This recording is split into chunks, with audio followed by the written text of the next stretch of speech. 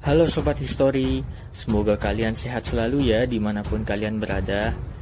Nah, pada kesempatan kali ini kita akan mempelajari materi tentang krisis Teluk 1 dan 2. Tetapi sebelum kita melanjutkan ke pembahasan materi, izinkan saya memperkenalkan diri terlebih dahulu. Perkenalkan, nama saya Muhammad Zakwan Satrio Aji dengan NIM A1A 222024 dari program studi Pendidikan Sejarah Universitas Jambi. Baiklah, di sini ada 3 pokok bahasan yang akan saya jelaskan pada materi krisis Teluk 1 dan 2. Yang pertama, latar belakang dari adanya peristiwa krisis Teluk 1 dan 2, kemudian proses berlangsungnya krisis Teluk 1 dan 2, dan yang terakhir, upaya penyelesaian dari krisis Teluk 1 dan 2. Sebelum kita masuk pada pokok pembahasan dari materi krisis Teluk 1 dan 2, mari kita ketahui dulu pengertian dari krisis Teluk 1 dan 2. Krisis Teluk 1 dan 2 merujuk kepada 2 konflik besar yang terjadi di Teluk Persia atau Teluk Arab pada abad ke-20. Krisis-krisis ini melibatkan berbagai aktor internasional dan memiliki dampak yang signifikan terhadap politik global, keamanan regional, dan pasokan minyak dunia.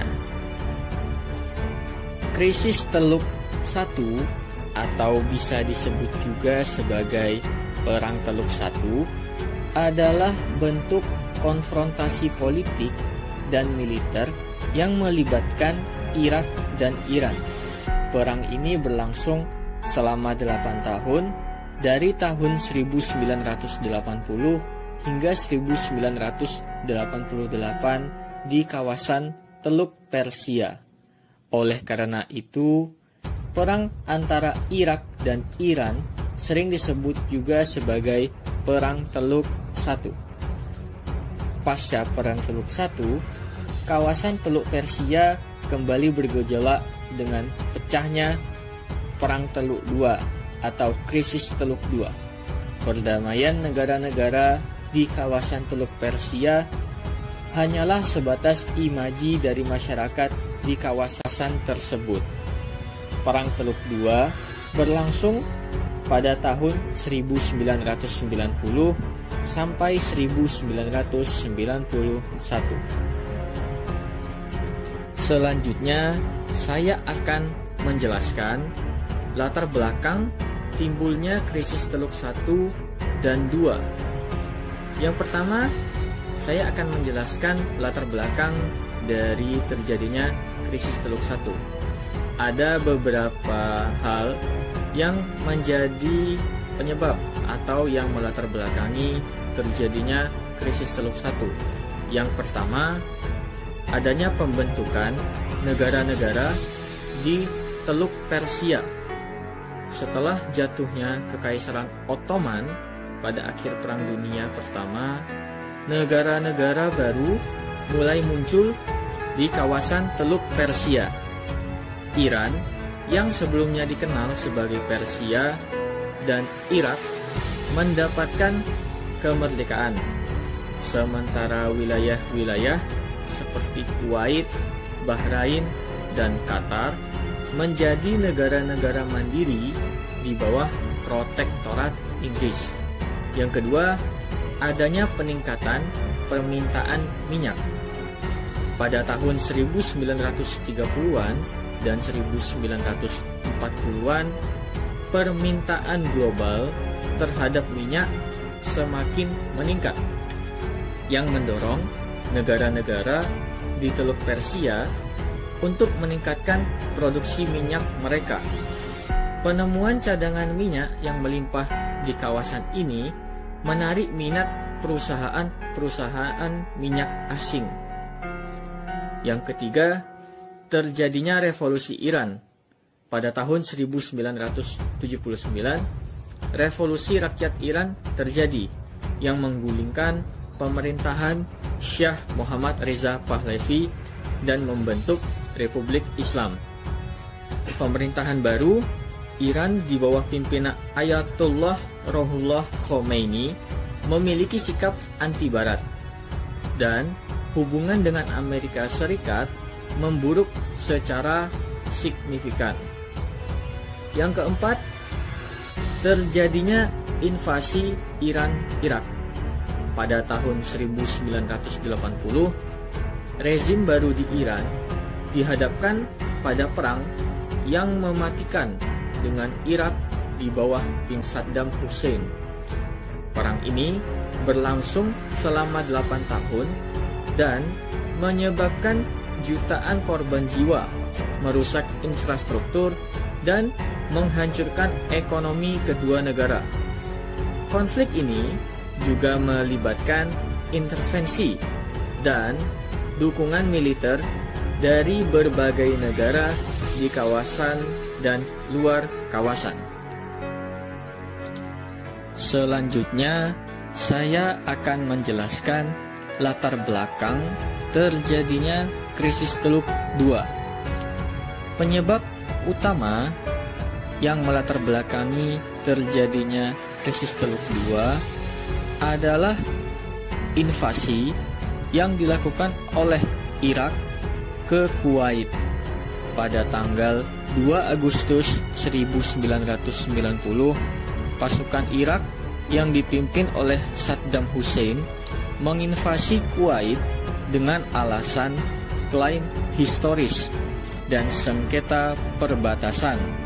Invasi ini mendapat kecaman dari dunia internasional dan dianggap sebagai pelanggaran terhadap kedaulatan Kuwait.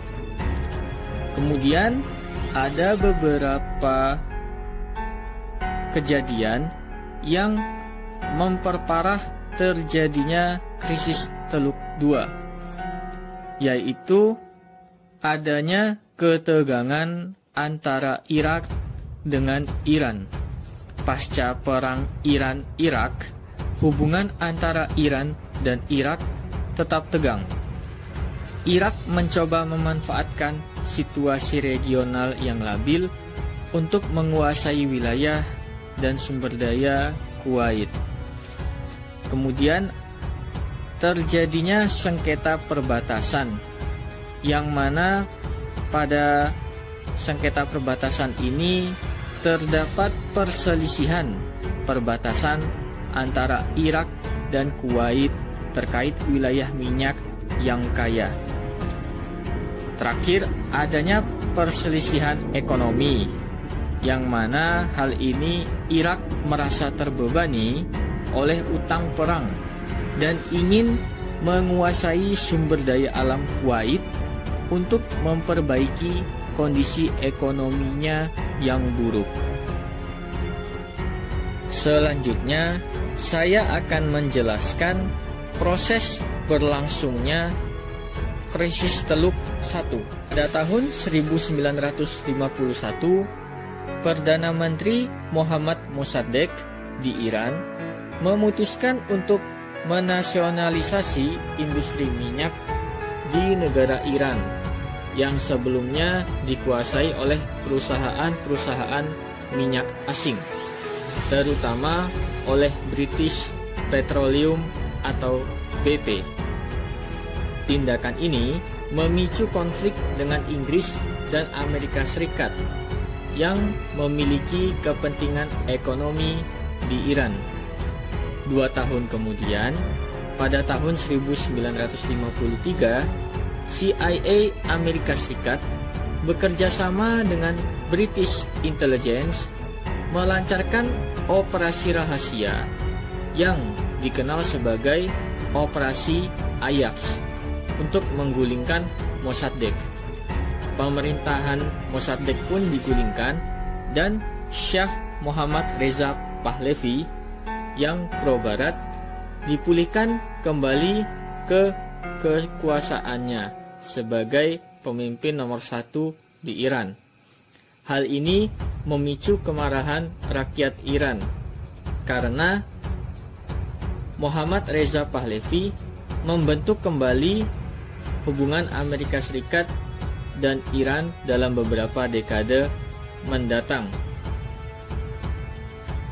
Pada tahun 1979, revolusi rakyat Iran terjadi, yang mana hal ini disebabkan karena adanya ketidakpuasan rakyat Iran terhadap pemerintahan Shah Muhammad Reza Pahlavi. Hal ini membuat pihak oposisi yang dipimpin oleh Ayatollah Ruhollah Khomeini melakukan revolusi atau kudeta terhadap pemerintahan Shah Muhammad Reza Pahlavi.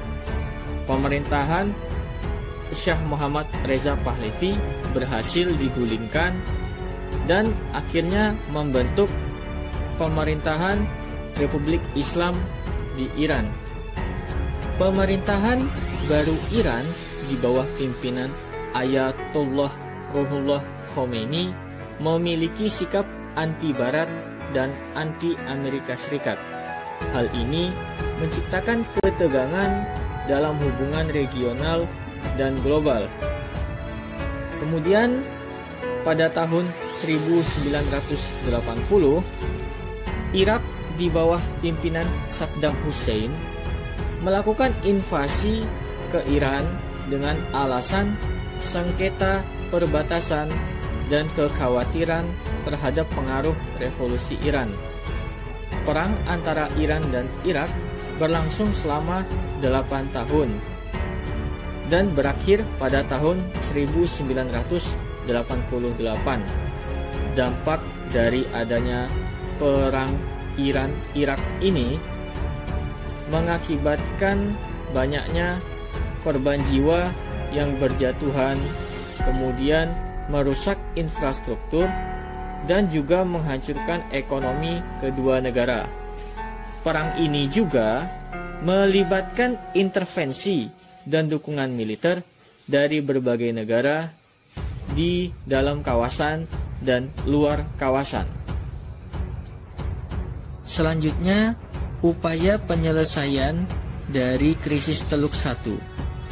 Setelah 8 tahun mengalami perang, akhirnya pada tahun 1988 gencatan senjata pun dilakukan. Dengan dilakukannya gencatan senjata, maka menandai berakhirnya Perang Teluk I. Namun, penarikan pasukan selepas perang dan dimulainya hubungan diplomatik secara normal baru terjadi pada 16 Agustus 1990 saat perjanjian damai secara resmi telah ditandatangani.